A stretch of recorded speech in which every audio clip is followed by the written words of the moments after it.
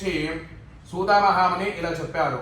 మునులారా, స్త్రీలకు సౌభాగ్యదాయకమైన వ్రతం ఒక దానిని పరమశివుడు పార్వతికి చెప్పాను. లోకోపకారం కోరి ఆ వ్రతాన్ని గురించి మీకు తెలియజేస్తున్నాను, శ్రద్ధగా వినండి. పరమేశ్వరుడు ఒకనాడు తన భస్మసింహాసనంపై కూర్చొని ఉండగా నారద మహర్షి ఇంద్రాది దిక్పాలకులు స్తుతి స్తోత్రములతో పరమశివుడిని కీర్తిస్తున్నారు. ఆ మహత్తర ఆనంద సమయములో పార్వతీదేవి పరమేశ్వరుణ్ణి ఉద్దేశించి, నాథ, స్త్రీలు సర్వ సౌభాగ్యములను పొంది పుత్ర పౌత్రాభివృద్ధిగా తరించుటకు తగిన వ్రతం ఒకదానిని చెప్పండి అని అడిగింది. అందునకు త్రినేత్రుడు, దేవి, నీవు కోరిన విధంగా స్త్రీలకు సకల శుభాలు కలిగించే వ్రతం ఒకటి ఉన్నది. అది వరలక్ష్మి వ్రతం. దానిని శ్రావణ మాసంలో 2వ శుక్రవారం నాడు ఆచరించాలి అని చెప్పాడు. అప్పుడు పార్వతీదేవి, దేవా, ఈ వరలక్ష్మి వ్రతాన్ని అధిదేవతలు ఎవరు చేశారో, ఈ వ్రతాన్ని ఎలా చెయ్యాలో వివరంగా చెప్పుడని కోరిందని కాత్యాయని. పూర్వకాలంలో మగధ దేశంలో కుంఠీరము అనే పట్టణం ఒకటి ఉండేది. ఆ పట్టణం బంగారు కూడ్యముతో రమణీయంగా ఉండేది. ఆ పట్టణంలో చారుమతి అనే ఒక బ్రాహ్మణ స్త్రీ ఉండేది. ఆమె సుగుణవతి, వినయ విధేయతలు, భక్తి గౌరవాలు గణ యోగ్యురాలు. ప్రతిరోజు ప్రాతకాలాన నిద్ర లేచి భర్త పాదాలకు నమస్కరించు కొన్ని ప్రాతకాల గృహ కృత్యములను పూర్తి చేసుకుని అత్తామామలకు సేవించుకుని మితంగా భాషిస్తూ జీవిస్తూ ఉండేది. వరలక్ష్మి సాక్షాత్కారం. వరలక్ష్మి వ్రతానికి అధిదేవత అయిన వరలక్ష్మీదేవి ఒకనాటి రాత్రి సమయంలో చారుమతికి కలలో సాక్షాత్కరించింది. ఓ చారుమతి, ఈ శ్రావణ పౌర్ణిమ నాటి ముందు వచ్చే శుక్రవారం నాడు నన్ను పూజించు, నీవు కోరిన వరాలు కానుకలు ఇస్తానని చెప్పి అంతర్ధానమైంది. చారుమతి సంతోషించి, హే జనని, నీ కృపా కటాక్షములో కలిగిన వారు ధన్యులు, వారు సంపన్నులకు విద్వాంసులకు ఉన్నారు, పొందుతారు. ఓ పావని, నా పూర్వజన్మ సుకృతం వల్ల నీ దర్శనం నాకు కలిగింది అని పరిపరి విధాల వరలక్ష్మీదేవిని స్తుతించింది. అంతలోనే చారుమతి మేల్కొని అదంతా కలగా గుర్తించి తన కలను భర్తకు అత్తామామలకు తెలియజేసింది. వారు చాలా సంతోషించి చారుమతిని వరలక్ష్మి వ్రతాన్ని చేసుకోమని చెప్పారు. ఊరిలోని వనితలు చారుమతి కలను గురించి విని వారు కూడా పౌర్ణమి ముందు రాబోయే శ్రావణ శుక్రవారం కోసం ఎదురు చూడసాగారు. శ్రావణ శుక్రవారం రోజున పట్టణంలోని స్త్రీలందరూ ఉదయాన్నే లేచి తలారా స్నానం చేసి పట్టు వస్త్రాలు ధరించి చారుమతి గృహానికి చేరుకున్నారు.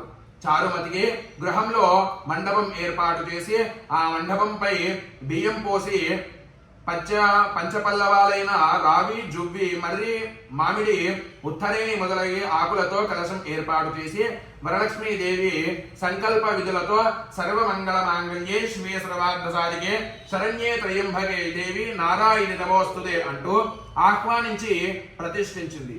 అమ్మవారిని షోడశోపచారాలతో పూజించారు. భక్ష భోజ్యాలతో నివేదించారు. 9 పోగుల తోరణాన్ని చేతికి కట్టుకున్నారు. ప్రదక్షిణాలు, నమస్కారాలు.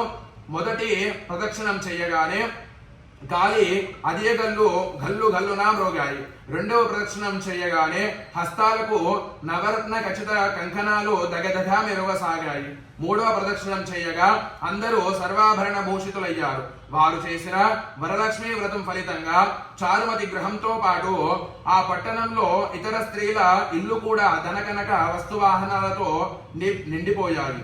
ఆయా స్త్రీలు ఇళ్ల నుండి గజతరగా వాహనములతో వచ్చి వారిని ఇళ్లకు తీసుకుని వెళ్లారు.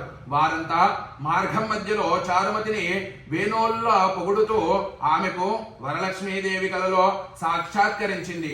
అనుగ్రహించగా ఆమె వరలక్ష్మీ వ్రతంతోమని కూడా మహద్భాగ్యవంతురాలు చేసిందని ప్రశంసించారు. వారంతా ప్రతి సంవత్సరం వరలక్ష్మి వ్రతం చేసి సకల సౌభాగ్యాలతో సిరి సంపదలు కలిగి సుఖజీవనం గడిపిస్తూ ముక్తిని పొందారు. ఓ మునులారా, శివుడు పార్వతికి ఉపదేశించిన ఈ వరలక్ష్మి వ్రతాన్ని విధానాన్ని సవిస్తరముగా మీకు వివరించాను. ఈ కథ విన్నా, ఈ వ్రతం చేసినప్పుడు చూసినా కూడా సకల సౌభాగ్యాలు, సిరి సంపదలు, ఆయురారోగ్య ఐశ్వర్యాలు సిద్ధిస్తాయని సుతామహాముని శౌనకాది మహామనుషులకు చెప్పాను.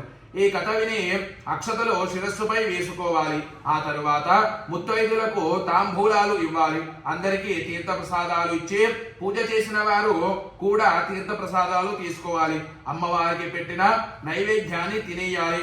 భక్తితో వేడుకుంటే వరాలందించే తల్లి వరలక్ష్మీదేవి. ఆ వ్రతాన్ని ఆచరించడానికి ఏ నిష్టలు, నియమాలు, మూడాలు అవసరం లేదు. నిశ్చలమైన భక్తి, ఏకాగ్రత చిత్తం ఉంటే చాలు. వరలక్ష్మీ వ్రతం ఎంతో మంగళకరమైంది. ఈ వ్రతాన్ని చేయడం వల్ల లక్ష్మీదేవి కృప కలిగి ఐశ్వర్యం లభిస్తుంది, సకల శుభాలు కలుగుతాయి. స్త్రీలు దీర్ఘకాలం సుమంగళిగా ఉండేందుకు ఈ వ్రతం ఆచరించడం తప్పనిసరి. లక్ష్మీదేవి సంపదలిచ్చే తల్లి. సంపదలంటే కేవలం ధనం మాత్రమే కాదు, ధాన్య సంపద, పశు సంపద, గుణ సంపద, జ్ఞాన సంపద మొదలైనవి ఎన్నో ఉన్నాయి. ఇక ఆలస్యం ఎందుకు, పైన చెప్పిన శాస్త్ర విధంతో వరలక్ష్మి వ్రతాన్ని ఆచరించి అమ్మ అనుగ్రహాన్ని పొందండి. బోల్ మహాలక్ష్మి మాతా కీ జై. విశ్వపాలిని జగన్మాతా కీ జై. మహాలక్ష్మి దేవి దేవత సంపూర్ణ కృపా కటాక్ష బల సిద్ధిరస్తు తథాస్తు. అనంతరః